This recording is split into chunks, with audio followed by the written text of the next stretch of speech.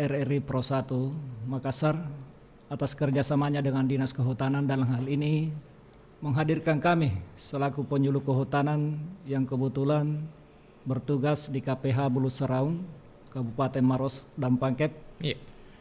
Ini malam kami angkat tema yaitu pengembangan hasil hutan bukan kayu yang disingkat dengan HHBK. Dengan subtopik yaitu metode pengembangan hasil hutan bukan kayu spesifik jamur tiram.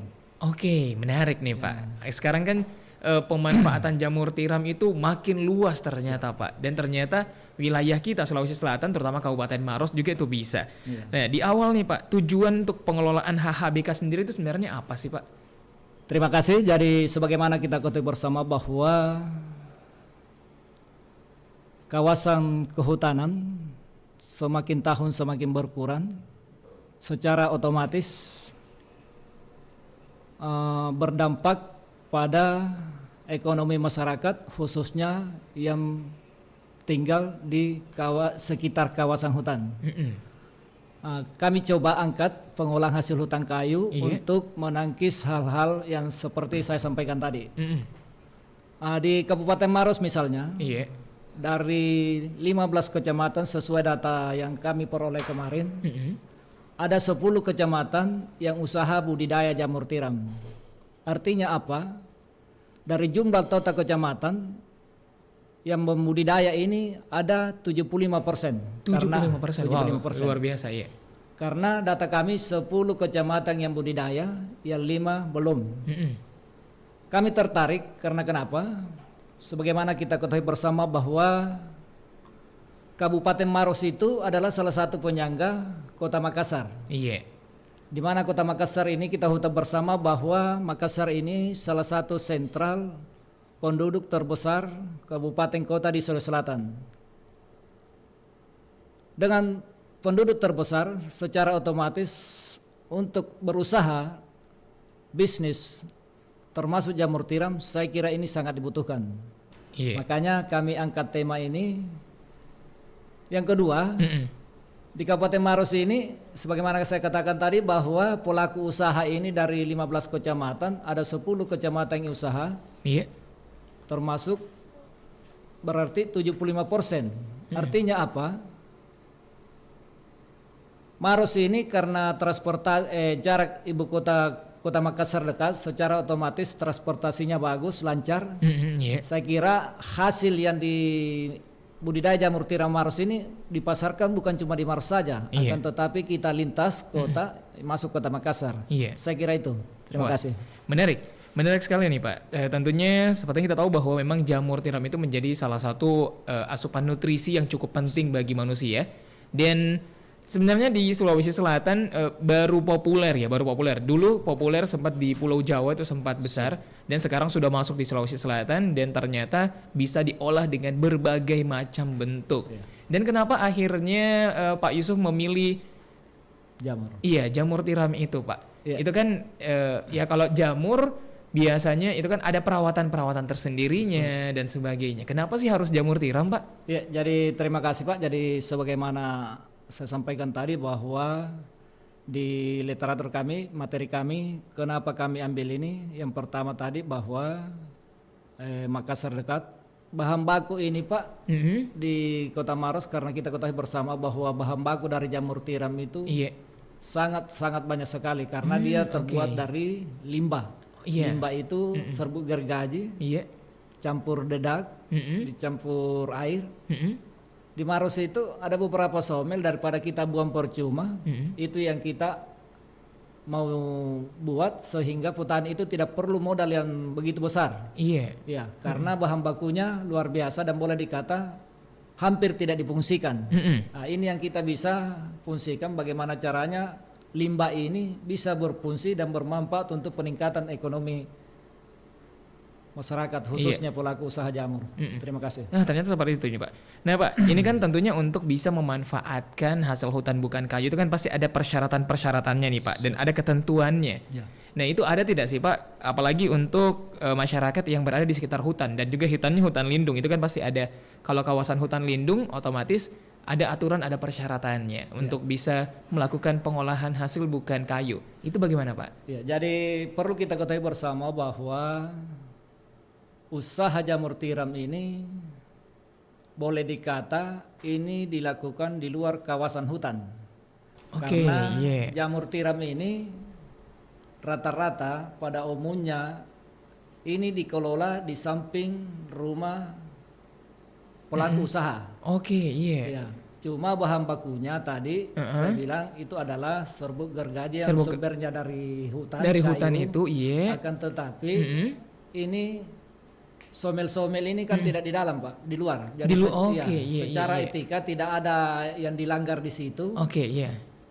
Jadi sekali lagi saya sampaikan bahwa usaha jamur tiram ini tidak dilakukan dalam kawasan, Iya. akan tetapi bahan bakunya sumbernya dari sekitar kawasan, Iya. karena serbuk gergaji. Mm-mm. Jadi saya kira untuk ketentuan apa yang dilanggar saya kira tidak ada. Heeh. Terus yang kedua Iya. terkait budidaya kita tadi bahwa apakah tidak ada risiko? Kalau risiko menurut kami di bawah 30% Iya. karena jamur itu yang penting cuacanya saja yang kita harus jaga. Makanya dalam pembuatan rumah itu tidak dibenarkan untuk pakai atas seng karena Oke, iya. kelembabannya terlalu panas. Oke, Saya kira iya, itu iya. ya. Terima kasih. Wah, ternyata memang ada trik-trik tersendiri sebenarnya Pak ya. Dan yang paling penting karena bahan baku yang sangat mudah ditemukan dan bahkan jadi limbah Pak. Limbah. Bahkan limbah dan itu bisa dimanfaatkan. Nah Pak, tentunya memanfaatkan hasil bukan kayu, kita spesifik hari ini untuk bahas tentang jamur tiram. Nah itu kan bisa dimanfaatkan oleh siapa saja. Ada tidak sih Pak syarat-syarat tertentu untuk masyarakat mungkin yang ingin mencoba juga untuk bisa membudidayakan jamur tiram Pak? Jadi kalau syarat Pak siapa saja yang mau usaha saya kira tidak ada batasan. Akan tetapi karena kami selaku penyuluh di lapangan, Iya. yang di Maros itu Pak ada beberapa dari 17 data yang kami peroleh kemarin. Ada 10 yang dia berkelompok dan ada 8 Iya. yang mengelola ini secara individu, ada 9 yang secara berkelompok. Iya. Jadi saya kira siapa saja yang mengelola, yang penting ilmunya ada, Iya. lahan dan tempat ada. Nah. Jadi tidak ada bilang harus dari kelompok ini saja. Nah betul, iya. Siapa saja yang bisa mengelola, punya lahan dan punya SDM. Iya. Saya kira itu. Nah, bagaimana kalau misalnya ada masyarakat yang ingin belajar, Pak? Siapa tahu ada masyarakat Kabupaten Maros yang mendengarkan kami atau mungkin sekitarnya di beberapa kawasan Sulawesi Selatan, tentunya kan potensinya cukup tinggi, Pak. Siap. Nah, bagaimana caranya untuk bisa mendapatkan SDM dan mungkin mendapatkan arahan yang tepat? Jadi bukan hanya sekedar coba-coba saja, tentunya dari seorang ahli yang bisa diajarkan kepada masyarakat, itu ada tidak, Pak? Siap. Jadi berawal dari jamur tiram ini, Pak. Iya. Jujur di Kabupaten Maros itu yang paling pertama barangkali jamur tiram itu di Kecamatan Simbang. Iya. Di Kecamatan Simbang itu dia memang berkelompok Pak dalam hal ini awalnya Iya. dia dibina oleh kelompok pertanian. Akan tetapi dan bergulirnya waktu Badan Penyuluhan Pertanian ini pisah dengan kehutanan. Akhirnya kami dulu adalah ex orang pertanian. Tahun 2018 kalau tidak salah kita hijrah atau kementerian berdiri, makanya kami di Dinas Kehutanan Provinsi. Tapi awalnya Pak, jujur bahwa jamur tiram ini adalah dari kelompok tani sebenarnya yang dibina oleh penyuluh. Penyuluh di situ pembinaannya Pak ada 2, Iya. satu penyuluh pertanian, satu penyuluh kehutanan. Iya. Nah, supaya ini tidak ada miss antara penyuluh pertanian dan kehutanan. Mereka selalu berinteraksi bagaimana membina kelompok ini Iya. supaya peningkatan ekonominya bagus. Jadi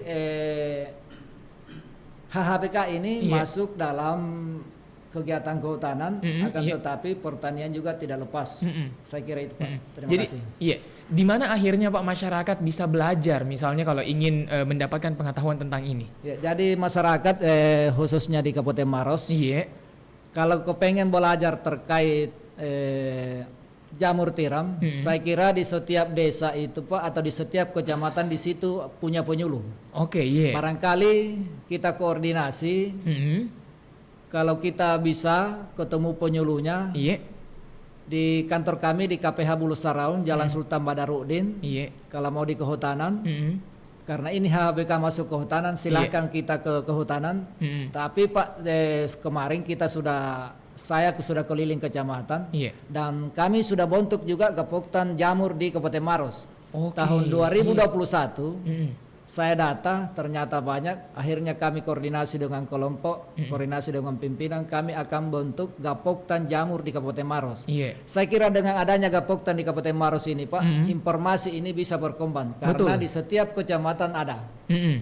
Yang 10 tadi kecamatan itu ada Iya. semua pesertanya. Harapannya kami selaku mediator dalam pembentukan kemarin, dengan terbentuknya ini kelompok Iya. Jamur Kabupaten Maros, kelompok ini bisa menyebarluaskan ke masyarakat lain. Betul, iya. Nah, karena salah satu metodenya kita bagaimana pengembangannya Mm-mm.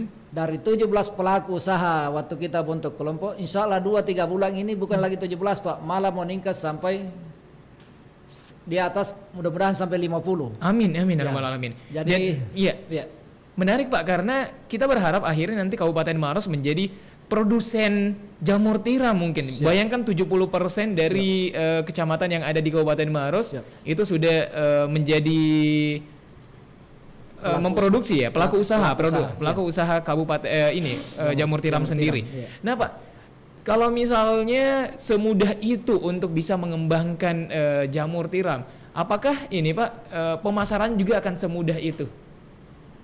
Saya pikir begini Pak, Iya. kalau pasar itu tergantung barangkali kualitas dengan metode pasar pemasaran. Iya menarik, betul Pak. Jadi Iya. kami di Kabupaten Maros sudah bentuk itu termasuk sesi-sesinya dalam Iya. Gapoktan Jamur. Iya. Bidang pemasaran Mm-mm. kita tugasnya cari pasar. Oke. Ini Iya. tidak sulit karena kita didampingi sama penyuluh. Mm-mm. Terus yang kedua, yang sudah berlalu di Maros ini Pak, Iya. sebelum terbentuk Gapoktan, malah salah satu dari anggota kami itu sampai ke Makassar pasarkan di Iya. Carrefour, Widih, luar sampai biasa. rumah sakit. Wow. Alhamdulillah. Ini belum berkelompok Pak, Masih per orang itu masih kan? per orang. Wah, Harapannya kita setelah berkelompok ini bisa dikembangkan lagi. iya, Bukan cuma sampai di Carrefour, kalau bisa masuk di rumah sakit apa semua. betul. Saya kira. Dan ini kan makanan yang sehat Pak Makanan ya. sehat, Pak. Itu Ya, tinggi nutrisi sekali. Nutrisi, iya. Nah Pak, seperti tadi yang menarik. Sekarang ini kan Pak, jamur tiram itu agak susah ditemukan di pasar-pasar tradisional Pak. Biasanya memang di pasar-pasar modern seperti yang disebutkan tadi. Nah tapi peminatnya cukup besar. Bagaimana akhirnya mungkin pemerintah dari kehutanan apakah mengakomodir juga Pak ini untuk bisa berkomunikasi dengan pasar-pasar untuk bisa memasarkan jamurnya atau memang hanya khusus untuk pasar modern saja Pak? Ada pola kami yang tumbuh di Maros Pak. Iya. Dari 17 pelaku usaha ini berkelas Pak. Ada yang pemula, ada Iya. yang memang sudah mapan, dan ada memang sudah mandiri. Iya. Salah satu pola yang kami tempuh kemarin, kebetulan kami tinggal di Makassar Iya. dan punya organisasi. Iya. Salah satu metode saya itu promosi Pak. Promosi. Saya bantu oke. karena penyuluh itu bagaimana kalau ada produksi pertanian Iya. atau produksi kehutanan, penyuluh itu fungsinya Pak mencarikan pasar. Jadi salah satu metode kami Pak, Iya. adakan studi banding, bahkan orang Makassar saya ajak jalan-jalan ke sana makan. Iya. Di situ dari itu Pak informasi menyebar. Jadi saya kira kalau pasar Pak, kalau kita bilang langka, Iya. saya kira di tradisional ini Pak sudah luar biasa, sudah cukup dikenal. Oke. Iya. Terima kasih. Waduh, menarik sekali. Makanan jamur yang masih asing awalnya di Sulawesi Selatan sekarang sudah bisa dibudidayakan dan juga sudah bisa dipasarkan. Bahkan diproduksi langsung oleh warga Kabupaten Maros untuk diproduksi di pasar-pasar modern. Ini sangat menarik nih Pak. Banyak obrolan pastinya akan berlanjut pendengar. Untuk Anda yang ingin mengirimkan pertanyaan bisa langsung lewat line telepon 0821 3333 9440 atau mungkin bisa mengirimkan komentar Anda di fanpage Facebooknya kami Pro1 RRI Makassar dan juga line YouTube-nya kami di RRI Makassar. Ada iklan dulu yang ingin lewat menemani Anda.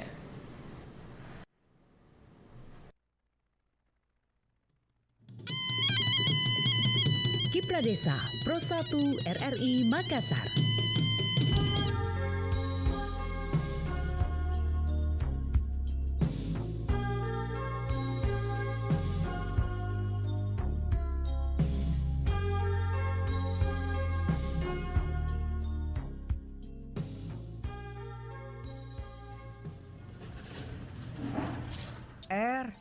Tolong dong, di print laporannya.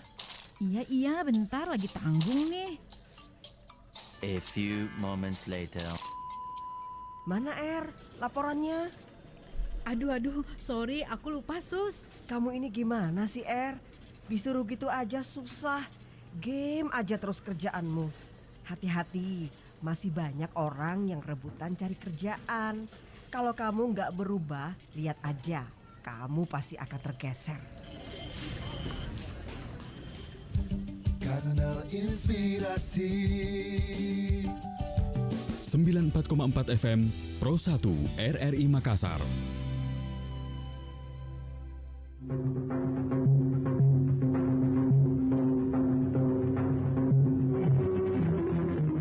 Man fariha bidukhuli Ramadan haramallahu jasadahu 'alan niran.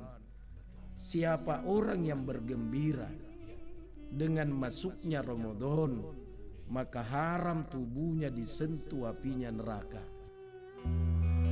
Dengarkan dialog Ramadan RRI Makassar, Pak Kiai dan Deng Tayang setiap hari sepanjang bulan suci Ramadan pukul 3:30 waktu Indonesia Tengah di Pro 1 RRI Makassar. Assalamualaikum. Waalaikumsalam barat dan tayo mising. Ngapa mi Kiai dede mengganggu maseng ini. Tenan tama ki dan tayang. Ini Baraleba makin sahur. tidak kan ku tahu ki pasti banyak apa sedata sahur. Jadi belum pak makan sahur dari rumah ini Pak. Tapi kita bicara dulu ini. Kita ngobrol tentang dialog Ramadan nih. Kirimkan pertanyaan Anda melalui pesan WhatsApp di nomor 0821 3333 9440. Beda. Kalau rezeki dengan dalek beda toh itu. Apa bedanya? Kalau rezeki itu yang kita dapatkan dikasih biasa dari mana-mana. Tapi dalek itu bahaya toh okay? Apa sih? Ada toh dalek warat, dalek timbur. Yang paling parah itu dalek. Kalau dapat kita dalek karena dalek no. Itu yang paling parah itu. Dialog Pak Kiai dan Deng Tayang di Pro 1 RRI Makassar, kanal Inspirasi.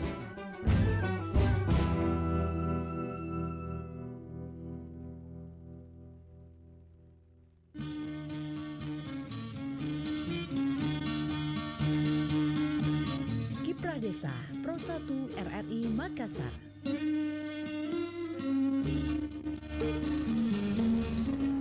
Kembali mendengar masih bersama Irsan Lipit menemani Anda masih di Kiprah Desa kali ini. Dan juga masih bersama dengan narasumber kami Bapak Muhammad Yusuf SHUT MP.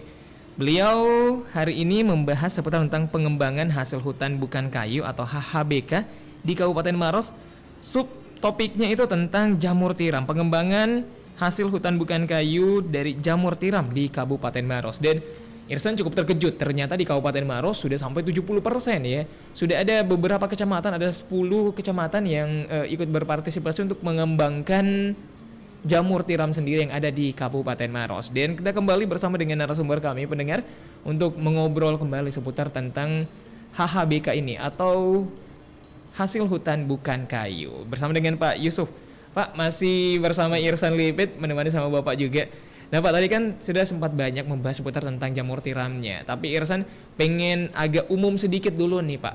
Nah itu tadi kan kita sudah bahas tentang hasil hutan bukan kayu untuk jamur tiram sendiri. Setelah Irsan baca-baca ternyata hasil hutan bukan kayu itu ada beberapa ternyata Pak ya. Ternyata ada hewaninya, ternyata ada tadi unsur tumbuhan dan sebagainya. Sebenarnya apa saja sih Pak hasil hutan bukan kayu itu? Iya, jadi terima kasih Pak.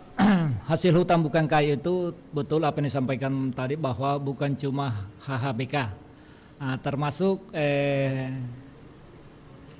kalau dia tanaman di sana Pak, Iya. termasuk apa namanya jahe, Iya. lengkuas, ini kan HHBK juga. Iya. Dia ini tumbuh di bawah tegakan. Iya, Termasuk poran. Iya, Kenapa dikatakan HHBK? Karena Iya. dia tumbuh dalam kawasan hutan dan dia bisa di bawah tegakan tumbuhnya. Makanya Iya. kita sebut HBK. Mm-mm.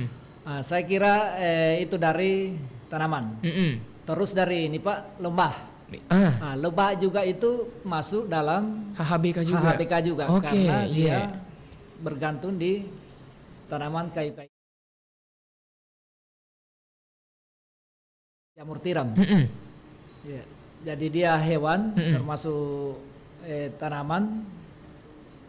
Iya. Ya, siap. Dan banyak ada hewani juga ya tadi seperti tadi yang ada madu juga ada lain-lainnya. Nah Pak, itu kan tentunya pasti ada kendala-kendala Pak, ada permasalahan-permasalahan yang dihadapi untuk mengelola itu semua. Yang pernah dihadapi oleh Pak Muhammad Yusuf sebagai seorang penyuluh kehutanan, apa saja Pak permasalahan yang ada di masyarakat tentang HHBK ini? Kalau HBBK secara umum saya kira itu tadi permasalahan sebenarnya tidak begitu serius. Cuma pandangannya kita bahwa tambah tahun hutang ini berkurang. Iya. Secara otomatis dengan berkurangnya tadi saya bilang sampaikan bahwa termasuk lebah madu, Iya. termasuk jahe, porang apa dan sebagainya. Iya. Kalau hutang berkurang secara otomatis ini kurang yang kembangkan nanti karena ini yang kata panjangnya yang kita pikir. Makanya kita coba berusaha di luar kawasan yang ada di sekitar hutan tapi dia masuk produk HHBK. Saya kira itu. Ya. Oke, Pak saya ke media sosial dulu Pak. Ada ya beberapa yang ingin menyapa ya. Saya coba menyapa dulu. Ada Ibu Sri Masria ya mengirimkan emot jempol katanya nih Pak. Sama dengan Zidan juga mengirimkan emot jempolnya. Terus juga ada Pak Muhlis. Wow mantap bosku, semangat Ki. Semangat katanya Pak. Berikutnya ada siapa lagi, saya coba menyapa untuk pendengar kami di media sosial. Bapak Muhammad Gasing, mantap Pak Yusuf, jamur tiram mantap ya. Ada siapa lagi ini, rame ya. Ada siapa lagi nih? Oh iya, dengan budidaya jamur tiram, produk jamurnya bisa diolah lagi jadi berbagai olahan makanan. Ya, semangat Tinda. Nah, ini menarik nih, Pak. Saya ambil dari pertanyaannya pendengar kami. Ini kan tentunya tugas dari penyuluh kehutanan bukan hanya tentang bagaimana mengajarkan masyarakat mengembangbiakannya, pemasarannya, tapi bagaimana menginovasikannya hasil itu, Pak. Nah, yang dihadapi oleh Pak Yusuf bagaimana, Pak? Ya, jadi saya kira ini pertanyaan yang menarik. Iya. Bahwa kalau kita usaha budidaya jamur tiram, kalau bisa jangan kita jual dalam bentuk jamur. Akan tetapi melalui proses yang namanya pengolahan. Iya. Di materi kami Pak, hasil olahan jamur ini sebenarnya banyak. Wah. Yang pertama barangkali jamur ini bisa kita jadikan keripik jamur. Ini bisa bertahan dan awet. Oke, iya. Jamur juga ini bisa kita bikin olahan yaitu bakso jamur. Bisa bakso juga. Bakso jamur. Waduh, iya. Martabak jamur, Martabak sate jamur. Kalau kami sendiri Pak di Kabupaten Maros, iya. Alhamdulillah terkhusus di kelompok kami yang ada di Malawa sana ini sudah produksi memang Pak. Namanya keripik jamur. Wah, menarik. Keripik jamur ini kalau dari segi ekonomi sangat menguntungkan. Kenapa saya bilang sangat menguntungkan? Iya.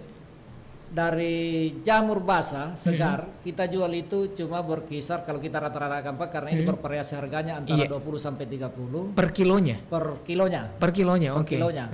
Ini harganya kalau kita rata-ratakan itu mencapai 25.000 per kilo. Iya. Kalau kita olah jadi keripik, ini bisa menghasilkan sampai 60.000. Wah, 2 kali lipat. 60.000 lebih, rupiah. Dengan nilai rupiah.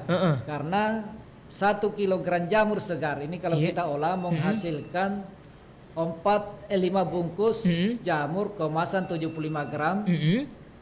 Harga per 1 kemasan ini 12.500. Oke, itu 75 gram Pak ya? Ya, 75 gram. Iya. Jadi kita bisa menghemat bukan menghemat, kita bisa mengarupoin itu dari 1 kilo itu sampai 70.000. 70.000. Iya. Kalau kita olah. Kalau diolah. Ya, berarti beda selisih 45.000. Betul, 45.000. Ya. Cuma ada ininya Pak, cuma ya, kalau petani jual dalam bentuk ini kan dia butuh proses. Proses, betul. Jadi petani itu siasati. Kalau memang produksi mau limpah, Iya. kita olah itu. Tapi kalau dia konsumen ini di jamur segar ini Iya. banyak, dia lepas. Oke, Cuma iya, kalau iya. dia ini namanya tadi apa namanya tadi?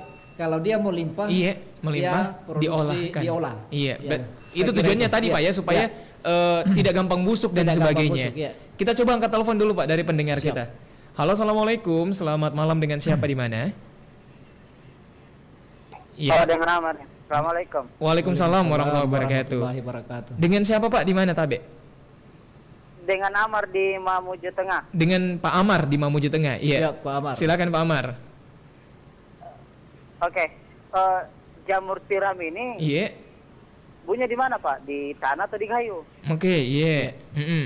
Soalnya kalau kan ini kan banyak jenisnya. Iya, iya. Heeh. Ada yang tumbuh di kayu, ada yang tumbuh di tanah. Iya, iya. Terus Siap. cara pembuatan keripik jamur itu bagaimana? Soalnya Mamuju Tengah kan lumayan banyak jamurnya, tapi tidak tahu jamur itu jenis apa. Oh iya, oke, Iya, iya. oke Pak. Iya. Jamur tiram itu ya maksudnya seperti apa? Oke Pak Amar. Siap. Oke, terima Oke, makasih. Assalamualaikum Iya, iya. warahmatullahi. Waalaikumsalam warahmatullahi wabarakatuh. Terima kasih banyak Pak Amar. Iya, boleh dijelaskan Pak Amar? Terima kasih Pak. banyak Pak Amar. Saya Iya. kira ini pertanyaan menarik dari Mamuju kalau tidak salah. Iya, betul Pak. Jadi Pak Amar betul sekali Pak Amar. Jamur ini ada beberapa. Iya. Ada yang tumbuh di tanah langsung, ada yang tumbuh di pohon yang sudah lapuk. Dan yang kita bicarakan pada malam ini Pak Amar yaitu jamur tiram yang kita budidayakan.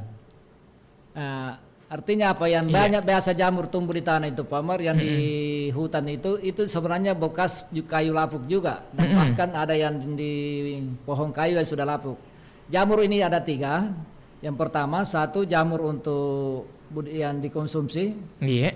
Ada juga jamur beracun. Iya. Dan ada juga jamur untuk obat. Jadi Pak Amar Tabe, budidaya jamur ini Pak yang kita bicarakan sekarang ini yang memang dibudidayakan. Iya. Yang mana tadi yang bahan bakunya sudah saya sampaikan tadi bahwa jamur ini bahan bakunya dari serbuk gergaji, dedak, kapur, dan tambair.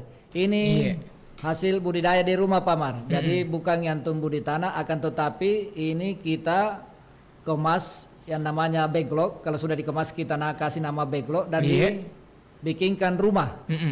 Rumah ini kandang, kalau saat ternak ini kandang, kalau dia rumah, rumah tempat untuk menata ini, disitulah dia berkembang Pak Amar. Saya kira itu. Terus di bagaimana metode untuk mengolah keripik seperti mana saya sampaikan tadi, bahwa ada salah satu kelompok di Malawa sana memang sudah diolah dan dia dibina langsung sama Taman Nasional Pak. Jadi ada di bidangnya itu, di instansi Taman Nasional itu bidang itu khusus bagaimana mengolah dari jamur itu ke jadi keripik. Saya kira itu Pak Amar. Jadi kalau memang mau ahlinya Pak Amar, ada di instansi khusus bidang yang menangani itu, bagaimana dari jamur segar ini kita olah jadi keripik. Saya kira itu Pak Amar. Terima kasih. Iya, aduh sudah lengkap sekali Pak ini obrolannya kita pada malam hari ini, dan tidak terasa kurang lebih 30 menit perjumpaannya kita Pak. Sekarang sudah lewat 55 menit dari pukul 19. Terakhir nih Pak, untuk menutup perjumpaannya kita pada malam hari ini, apa yang ingin disampaikan kepada masyarakat? Silahkan Pak. Jadi sebagai kata penutup barangkali terkhusus Gapok Tan Jamur Tiram Marus yang sudah terbentuk kemarin tahun 2021, mari kita rapatkan barisan, perbanyak koordinasi, bagaimana ke depan jamur tiram ini bisa eksis. Sebagaimana harapan kita dari awal bahwa dengan terbentuknya Gapok Tan berarti kita kuat. Sekali lagi saya sampaikan bahwa kepada pengurus Gapok Tan Jamur, marilah kita sama-sama bangkit, koordinasi supaya anggota kelompok bisa berkembang seperti apa yang diharapkan kita. Terus yang kedua, tak lupa pula kami ucapkan banyak terima kasih kepada Bapak KKPH yang mensupport kami sehingga kami ada di tempat ini, termasuk teman-teman penyuluh.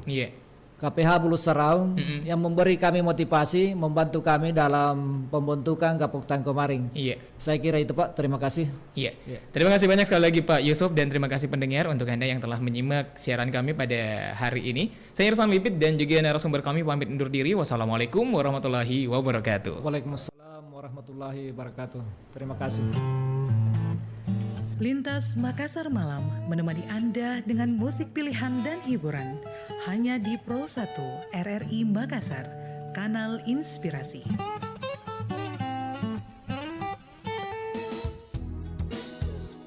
Info Publik Pro 1.